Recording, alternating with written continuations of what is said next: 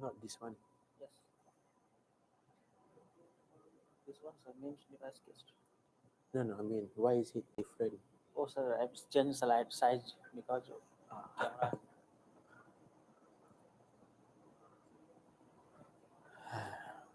Okay. Good morning. Next will be our lecture number 13 on the case study, MEMS device case study. So I will share about a number of MEMS device from the beginning of the design, simulation, and processing of fabrication, assembly, then characterization of the device. So this will be, specific case study. Firstly, on the PZT, piezo-driven silicon XY microstage. PZT is the piezoelectric materials. Then will be assembly with a silicon XY stage. And the objective here is to design the microstage for the application of certain positioning. So this will be the content of this case study. Construction of, I will introduce the construction of XY microstage, the design consideration and simulation of the XY microstage, as well as the piezoelectric.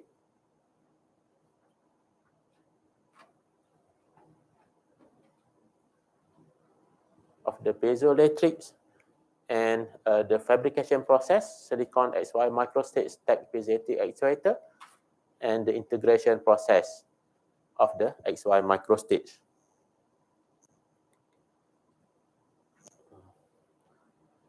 And the multi-probe data storage as a background, why we try to design this XY microstage is because with the intention to use in the multi-probe data storage. Multi-probe data storage is in this kind of data storage, and with a lot of probes to read the information from the substrate at the bottom. So this XY microstage has to make a movement of in the lateral XY direction in order for the chip to read the information on the stage. So the positioning of the microstage is with the accuracy less than 25 nano. So here the objective is to fabricate a PZT-driven or piezoelectric-driven XY microstage for the use of data storage with the compact size of 20 times 20 millimeter, large displacement of more than 80 micrometer, and a high resolution, 25 nanometer of resolution, I mean the stepping of the movement, and low cost, which is something that can be realized by the MEMS process, microfabrication process. So this is to benchmark before we proceed. So this kind of microstage to have X and Y movement are available. So for example, with a thermal actuation method, the displacement can be in the range of 50 to 60. Let's say this is 52 in the X direction and 60 in the Y direction. But somehow for this design by Herbert, the area efficiency is less than 5%. I mean the usable area of the microstage. And in the design of using actuation method of electrostatic, so a higher displacement can be met, a larger displacement can be met up to 110, for example, by Sasaki, and 12.5 by Liu. So, but here you see that the area efficiency is low as well, with 8% and 6.5%. And electromagnetic, it can make a large displacement as well, 120 micrometer, and the frequency is about 150 to 170, And here, I mean, I forgot to mention that electrostatic, you have a high frequency of 500 to 700 hertz.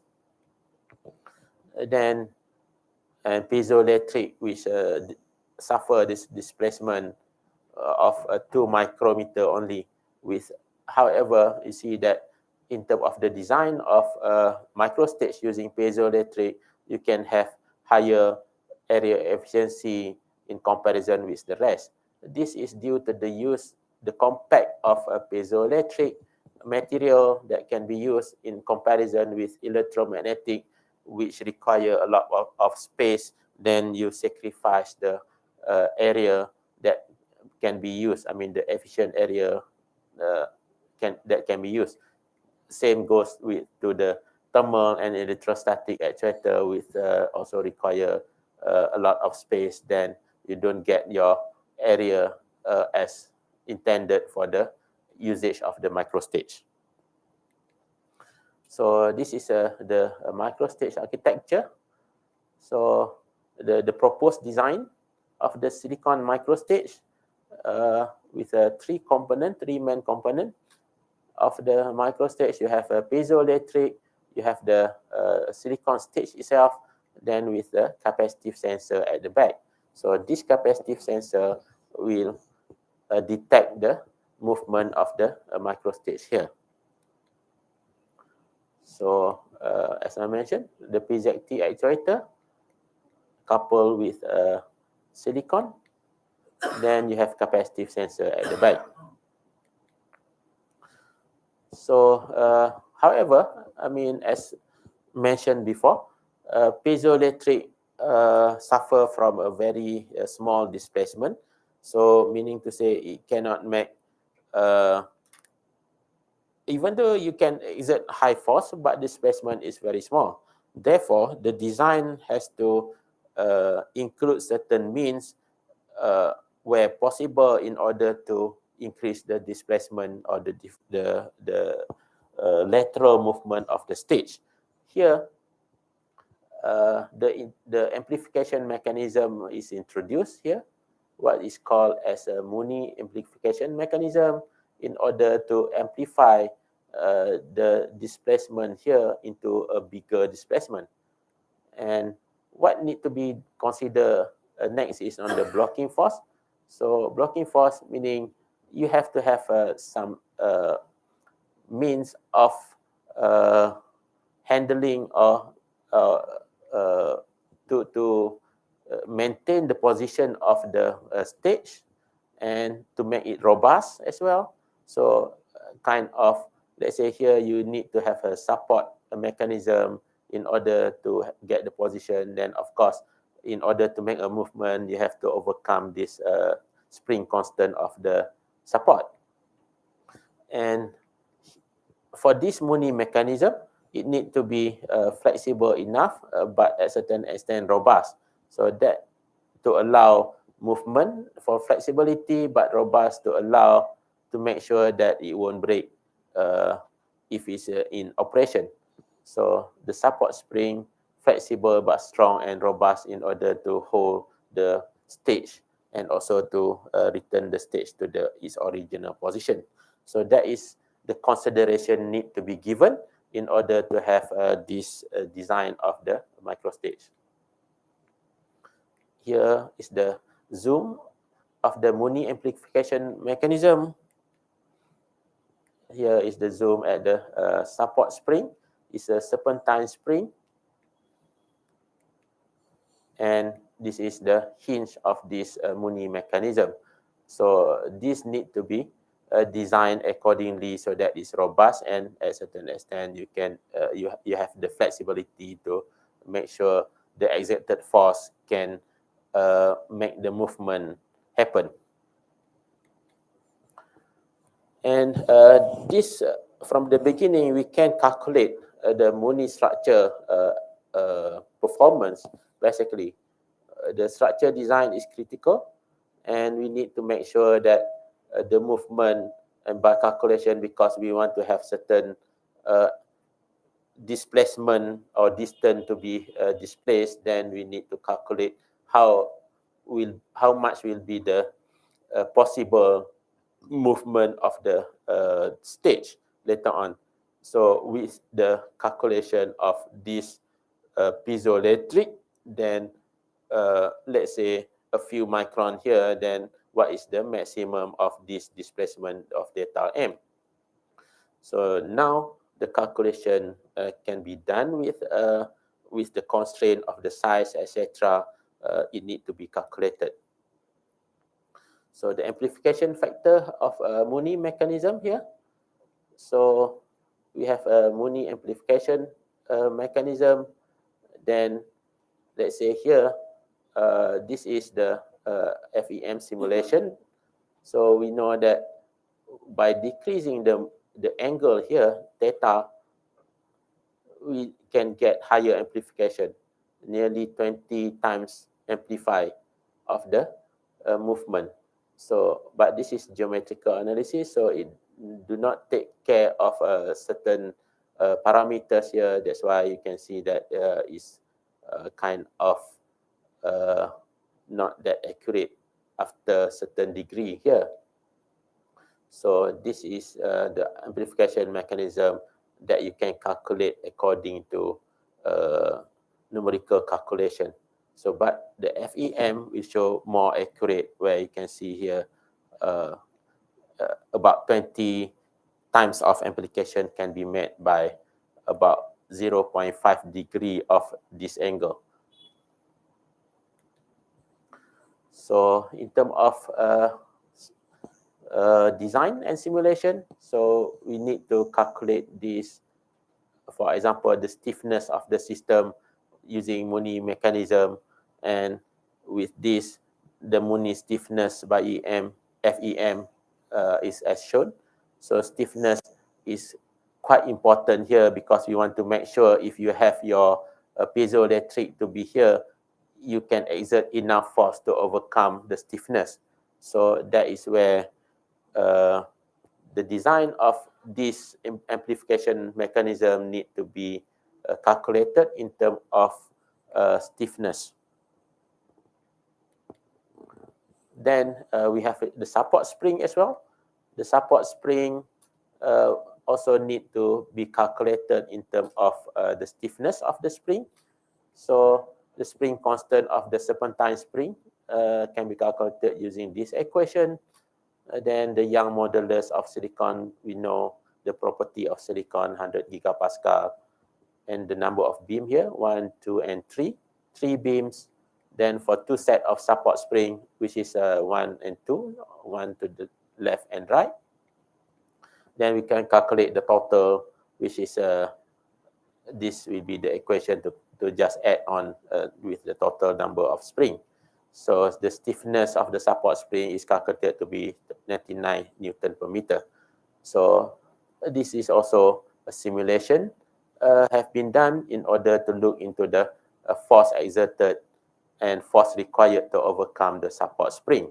So with this, we can have a proper design of the thickness. Let's say here, with the thickness of 50 micron and the length of 400 micrometer, and this thickness of 400 micrometer, that is where you can get the spring as intended. So this can be changed accordingly by design using calculation and simulation to see what is the stiffness of this spring, if you want to have a stiffer or less stiff spring constant here, according to the needs in terms of piezoelectric force exerted.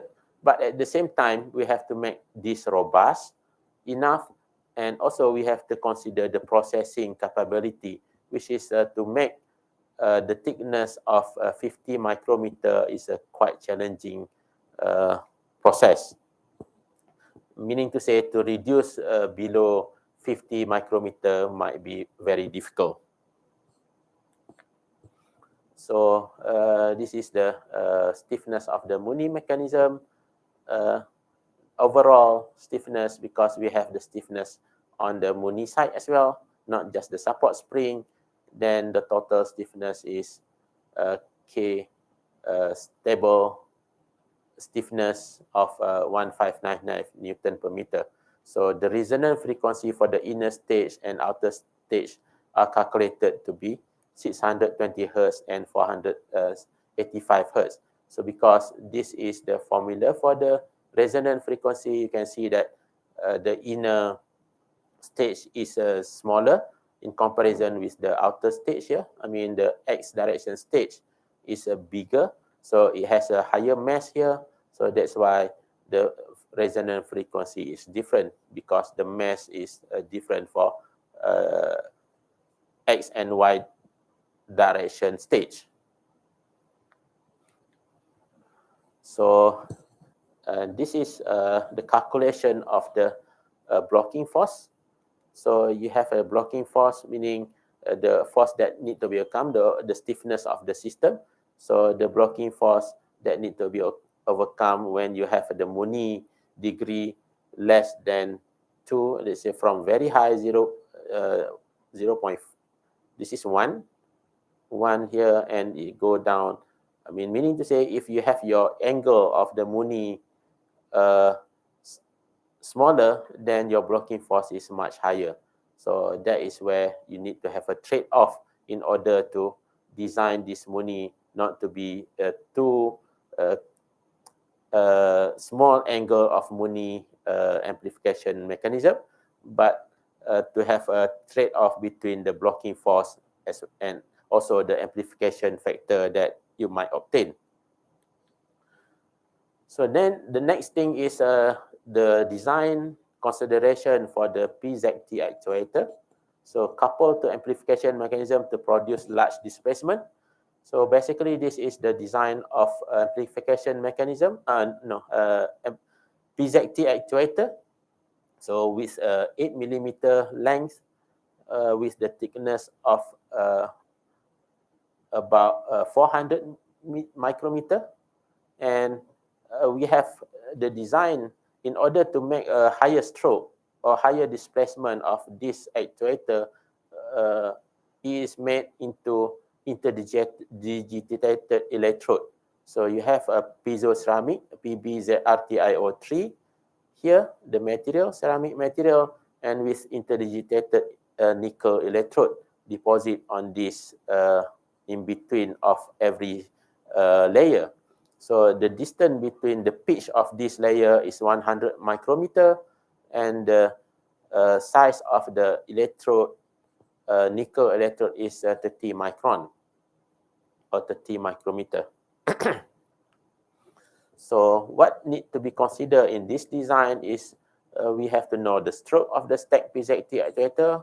With this length, how much displacement can be made, and the resonant frequency of stacked PZT actuator, energy of a stacked PZT actuator, and the force exerted by this actuator. So now we calculate all the parameters, the displacement, the stroke of the actuator, delta L equal number of layer times the piezoelectric coefficient direction of D33 and voltage applied. So here we can see that the applied voltage increase, then you can get your displacement increase. So just a comparison of two types of, layers, the N, the layer here. So N equal 50, you can get up to maybe 3.2. N equal 58, you can get about a 3.6 at 100 volt. So that is the difference between these two number of layers. In this case, N58 with D33 of 6.35 Armstrong per volt, using the materials by NEC, then the calculation shows that at 100 volt, the displacement is approximately 3.7 micrometer. Then we calculate the force of this stacked PZT actuator. Force exerted by the stacked actuator here can be calculated using this equation, where E is the Young modulus of the material, A0 is the original cross section of sectional area, and L0 is the original length, and delta Li is displacement of a PZT layer. So with this, we can calculate the exerted force of this actuator. And for this design, we have A0 T times H, which is the size of H is the thickness, 400 micrometer, and the thickness, the width is about, I think, about 400 micrometer as well. 8 micrometer. Okay, and L1 is 0.1. So with this calculation of W equals 0.8 and W equals 0.6 comparison, we know that the exerted force for 0.6 W here is about 10, and if you have a bigger size, 0.8 millimeter of W here, we can have higher force, which is at about 13 Newton. So that is where we can have a 14 Newton here. Then we can calculate the resonant frequency of the system using this equation. And we know that it involves the material mass as well. And we can calculate the stiffness, the actuator, and also the effective mass of the actuator. So the calculation with this information, we obtain that the effective mass is 2, and the stiffness of actuator 2.9 times to the 10 to the power of 6 Newton per meter, and resonant frequency of 108 kilohertz. And then we try to couple this information of PZT actuator properties in terms of exerted force, displacement, etc., and to couple with the microstage where you have the information of the spring stiffness and Muni stiffness, etc. So for Muni angle of 2 degrees, for example, the maximum stroke of the actuator is rated to be 2.8 micron. So the actuator blocking force is here. So 2 degree of 2 degree of Muni angle here, then you can obtain 2.8 times 18, because the amplification is 18 times for the 2 degree of Muni angle. So it's expected to overcome the spring actuator blocking force and the spring, so you can get some displacement of 50.4 micrometer.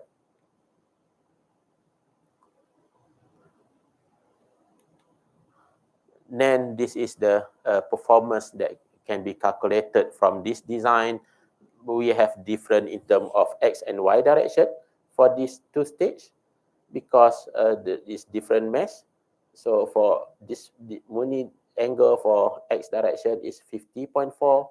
It's the same because it's the same spring constant, etc. Mass is not in part of the equation for the displacement, and stiffness also the same.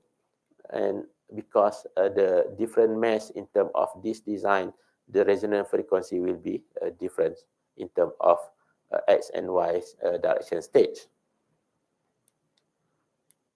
So now we look into the fabrication process of this micro stage.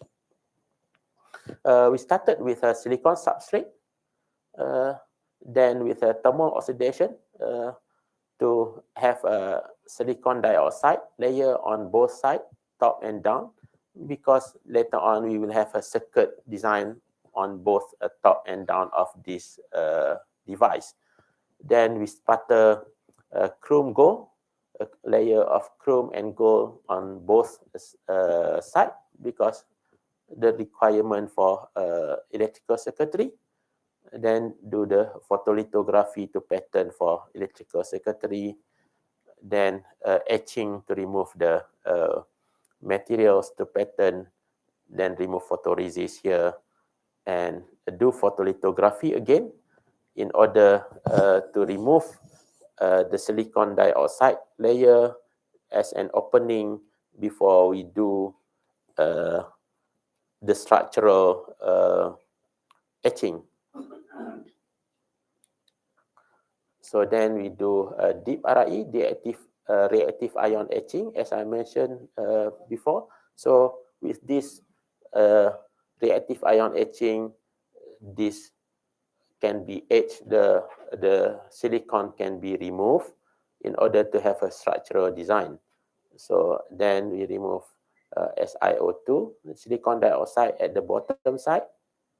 Then we remove all the photoresist and get the structural design of this. This is the top side of the device with a Muni amplification mechanism. This is on the back side. So you can see that on the back side, that is electrical circuitry of the capacitive sensor. So this will be a sensor that can detect the position of the stage later on. So this is kind of a special design of the capacitive sensor. Next is on the detail of the fabrication, what we obtain.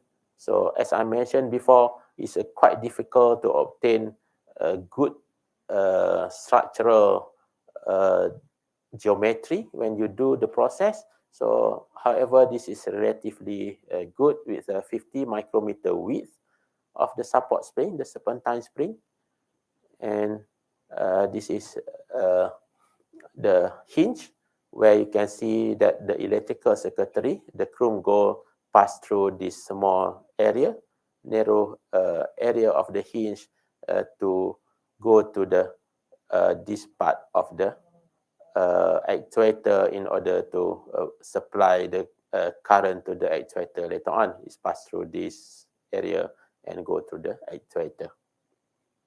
As can be seen here, you have a bonding pad and a circuit design that go through both sides of this area in order to have a pole of negative and positive to the actuator.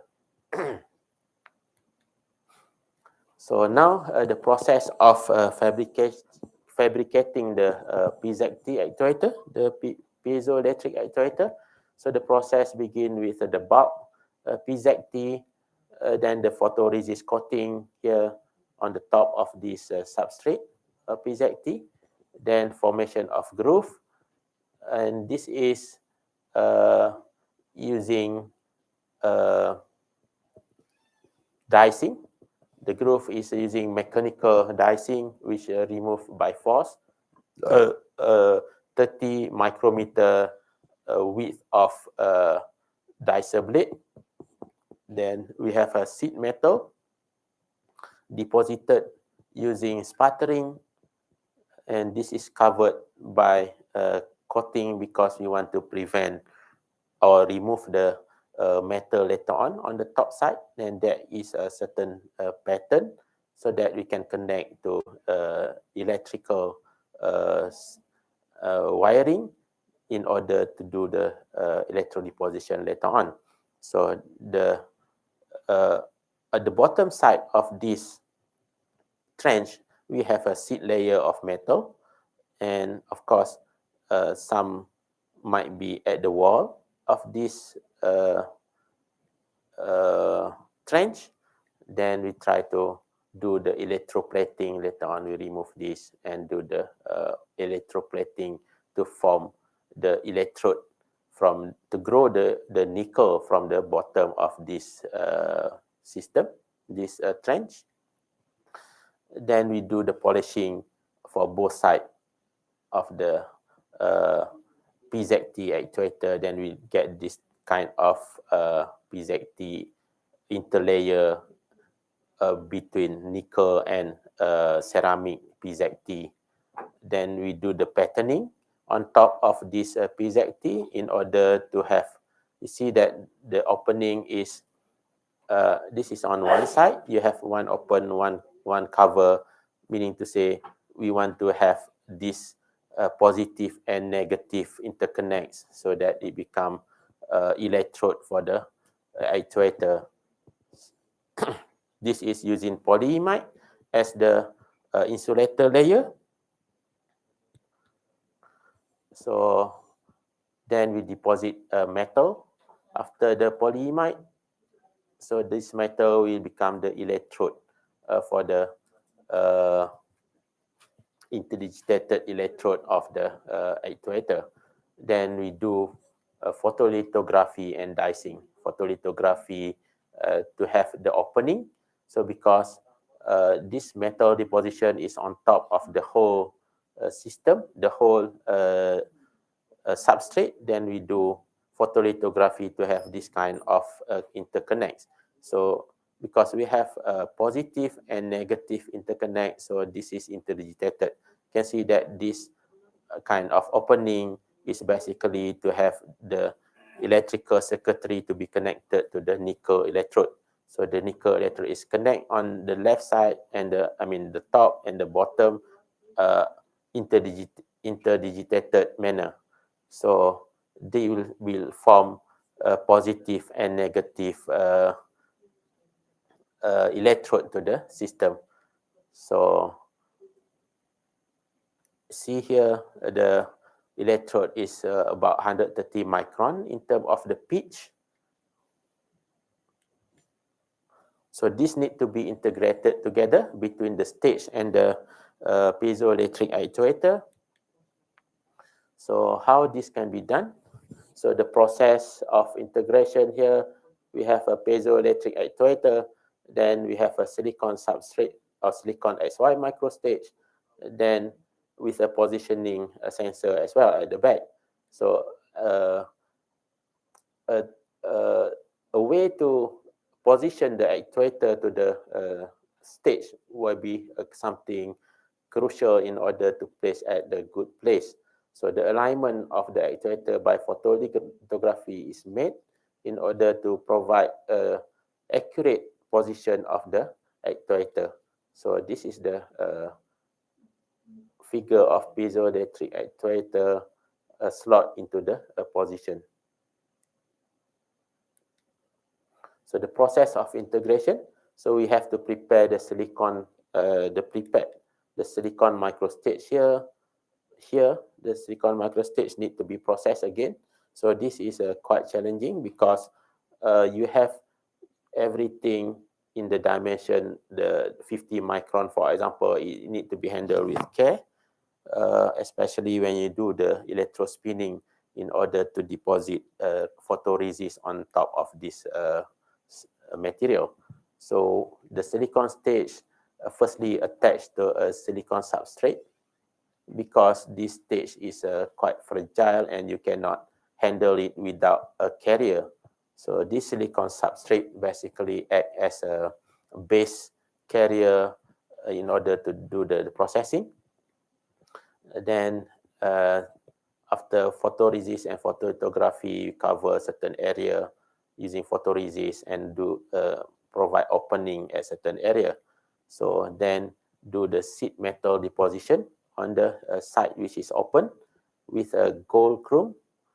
Then with this, we cover again with a photolithography to cover a certain area so that later on when we grow nickel, it won't affect at the some other place where you have a metal contact.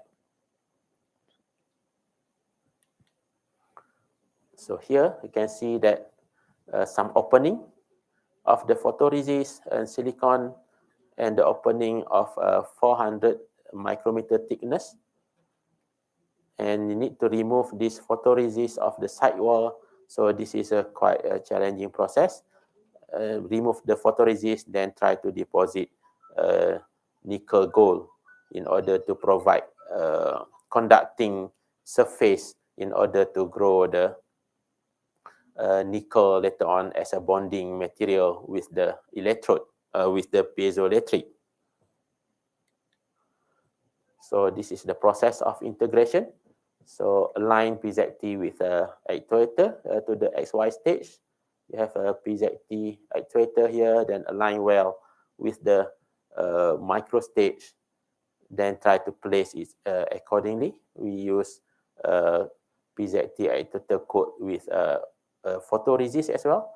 Why is it coated with photoresist? Because we want to make sure that to prevent later on the process of electroplating might grow nickel on top of exposed surface of the contact. I mean the metal surface of the piezoelectric. So this is a piezoelectric actuator attached to this microstage in this manner. Then remove photoresist. Then it's attached. So this is what happened. A piezoelectric actuator at Y stage do nickel electroplating here in order to connect this electrical circuit of the piezoelectric actuator as well as to the stage. So this is a stack actuator.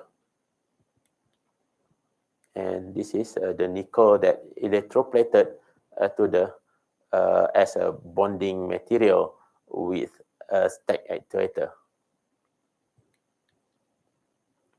Then we go into the experimental result. But before we use the fabricated actuator, we have do experiment with the commercially available PZT actuator, but we slightly modify because it need to be slot in with a narrow area. So this is has been thin in order to slot into this stage. So the SY micro stage and the modified commercial actuator. So this is the result of the displacement in X and Y direction. So, but this displacement is quite big because we are using a big commercially available actuator, and it can do quite exert quite big force and displacement because of the size is bigger. Then what was obtained, the displacement of 82 micrometer. So if you remember previously, we have about 58 micrometer only this displacement, but here is a 82 because the use of high force exerted PZT actuator, you can overcome the spring constant, then you can have a high displacement, larger displacement. So even though at a 70 volt, this is a 82 micrometer. So large displacement compared to the driven by fabricated actuator due to large stroke of actuator here. So here you can see hysteresis. As I mentioned before, this is PZT actuator properties, the direction of displacement, the expansion, and the direction of contraction. I mean, it doesn't follow the exact route, but it has this kind of hysteresis feature. So the to a stroke of 4.5 micrometer basically result in overall stage of movement of 82. So this define the amplification factor of the Muni. So about 80 as predicted by the, predicted by simulation. So the simulation predict when we have Muni angle of 2 degree, we can get 18 times of here. I mean, this is a simulation. This is Y and X direction is almost the same, but this is, agreed well with the simulation result. So, and this is the Muni amplification mechanism, prediction. The Muni angle of 2, simulation predict of 19, then experiment we get of 18 times. So this is, can be said to be well agreed in terms of simulation and experimental result.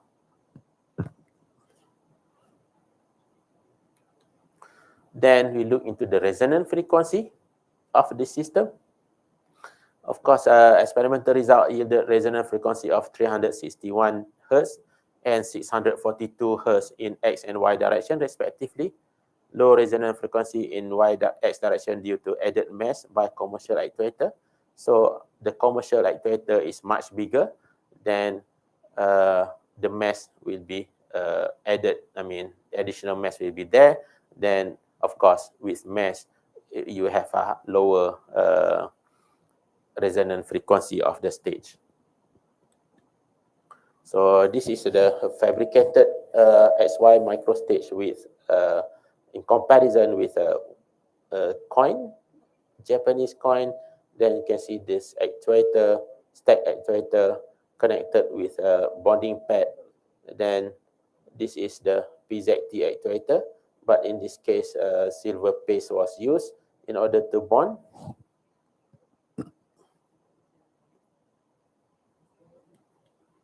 So this is the result of this microstage using in-house fabricated actuator. Some displacement can be seen. Okay. So the result here is a displacement of approximately 16.5 micrometer was obtained at a bright voltage of 60 volt. So small displacement due to actuator stroke. So the actuator stroke itself is quite small. So the amplification is right, 18, but it's also about the exerted force of this actuator as well as the actuator stroke. So you can see here, the stroke is about 16.5 with the hysteresis feature of the piezoelectric actuator. So an amplification factor of approximately 15 was obtained, slightly low compared to simulation result, which is 18. Might be due to fabrication issues. So this is the challenge of fabrication. So the dimension might be not everything the same.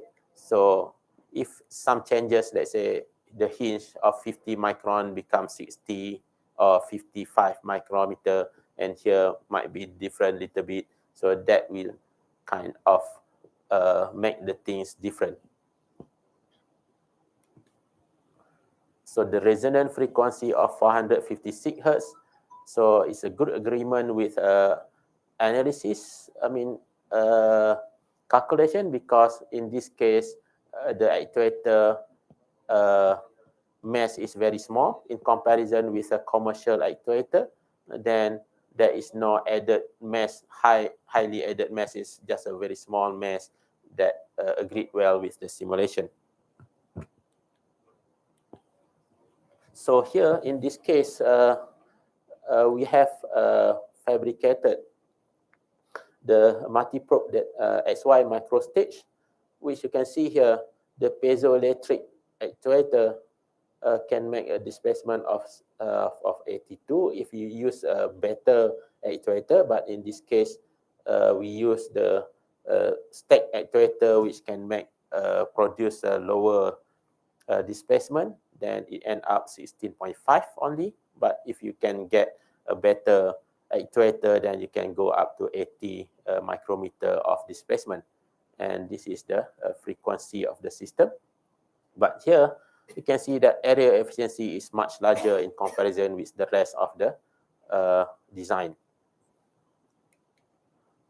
So achievement of this design, with a possible resolution of less than 25 nanometer, because the PZT has a very accurate minute of displacement, and travel range of 80 to 100 micrometer might be possible if we use a good actuator design. Then this will be the things that is possible.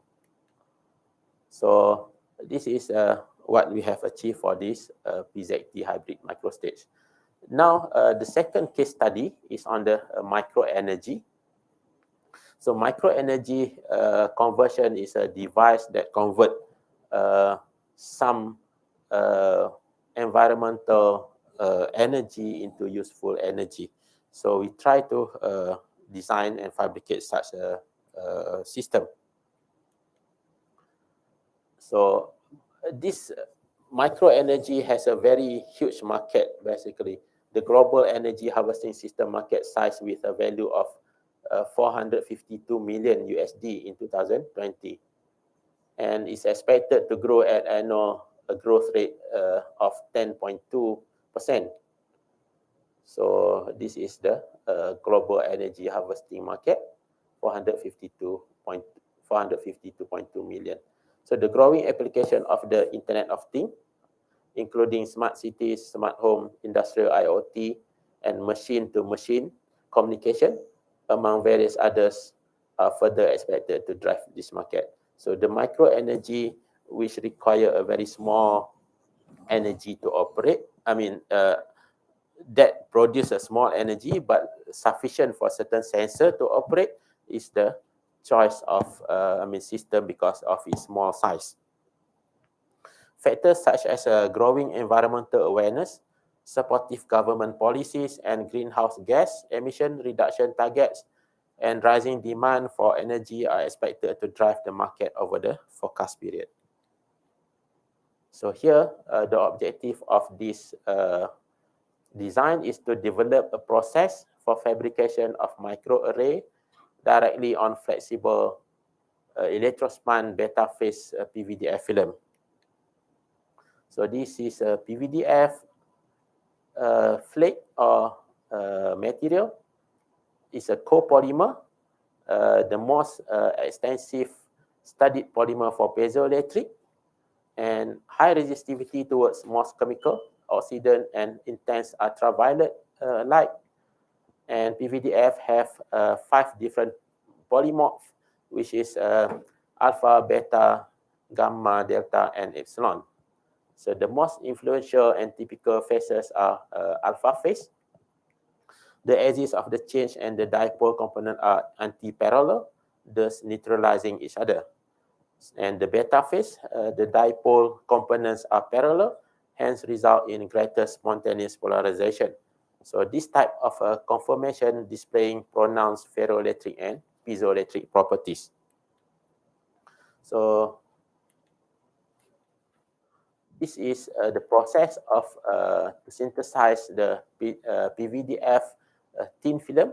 So synthesis of high beta phase content PVDF film using electrospinning. Then the beta phase fraction of the, this is electrospinning process. So beta phase fraction of the electrospun PVDF film will be determined using Fourier FTIR spectrometer and XRD.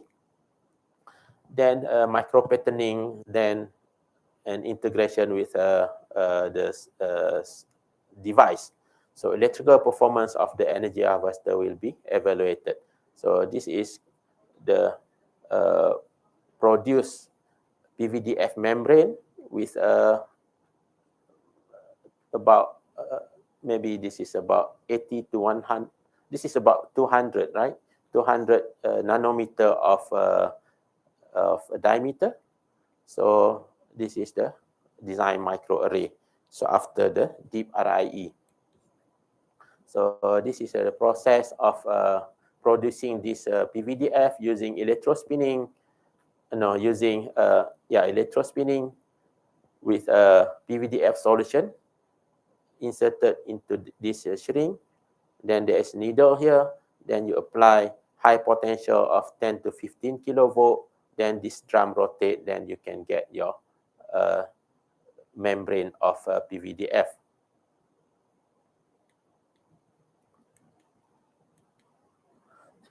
So the PVDF synthesis was intended for the beta phase PVDF because of the high piezoelectric component in the beta phase. So with the process of electrospinning just now, here, with the high applied voltage, this can be make the process easier with a one-step process to produce beta phase PVDF. So then the experimental work we have the flexible substrate, then adhesive, then attach the electrospun PVDF on the adhesive of the substrate. Then with a stencil mask, do the patterning of the stencil mask, then micro patterning of a PVDF array using, to micro pattern the adhesive first, then, micro pattern the PVDF using deep RIE, then later you need to micro pattern or remove the adhesive as well. So the preparation of this material, pre-baking and flexible substrate at 65 degrees Celsius for 2 minutes, then spin coating of a photoresist SU8. This is quite a high viscosity photoresist at 2000 RPM, and handling rolling electrospun PVDF film on the photoresist coated substrate and curing for 4 hours at 80 degrees Celsius in oven and micro patterning using RIE. So as I mentioned before, then we get this PVDF, electrospun PVDF with a thickness of 50 to 70 micrometer on the SU8. Then we have a stencil mask here. Then the electrospun PVDF. Then what was obtained is this kind of design, basically with a clamp to the PVDF membrane to the structure. The electrospun PVDF here, this is a stencil mask. Then we pattern into this, and this is the actual, these two are the actual image of the microarray with about 200 micrometer width and about 400 micrometer length. So this is the electrical circuit that connects each of the array. So some voltage generated, using simulation. So we can see that if we apply hot air to the system, then you can have PVDF to be respond to the temperature, then you can harvest electricity as well as respond to the strain by the flowing air, the force, then you can harvest electricity as well. So this is the property of the beta phase material. So the micro pattern of the PVDF membrane again. So the result. Okay, this is the actual thermal image of the micro device at room temperature with the applied hot air 34.5 degrees Celsius. You can see the different gradient of the temperature here. So the fabricated PVDF is placed in this manner. Then we can harvest some electricity. So the VOC is 1.4, about 1.4 volt per meter square. So this is with the wind speed of 1 meter per second and the temperature of 310.15 Kelvin. So that is the result of this micro device. So with this micro device, we can harvest sufficient power output to run a very small sensors, for example, in order to provide mobile power to the device. So, however, the use of PVDF might need to be redesigned in order to have a higher power output in the future. Okay, any question from the floor? Yes.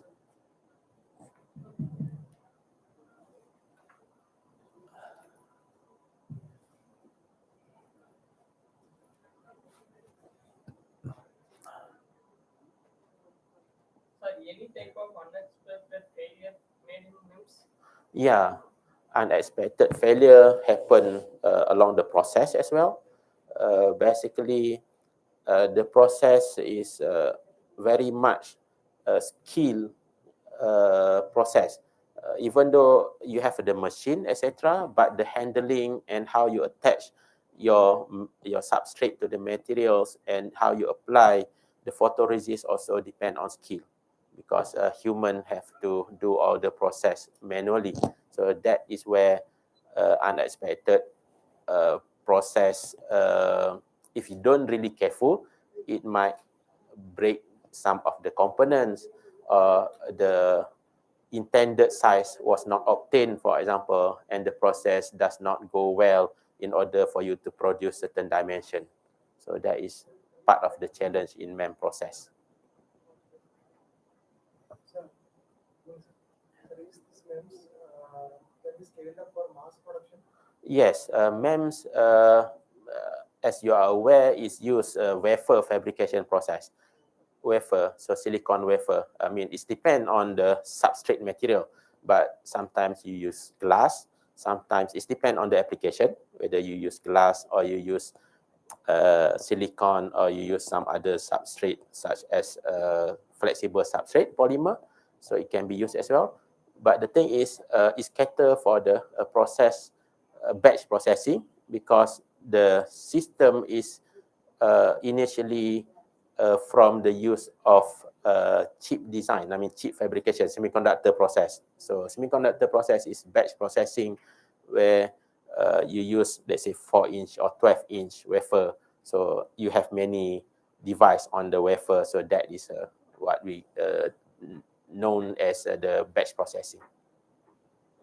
Thank you. Yeah. Yeah. Thank you very much. I think that's all for today. Thank you.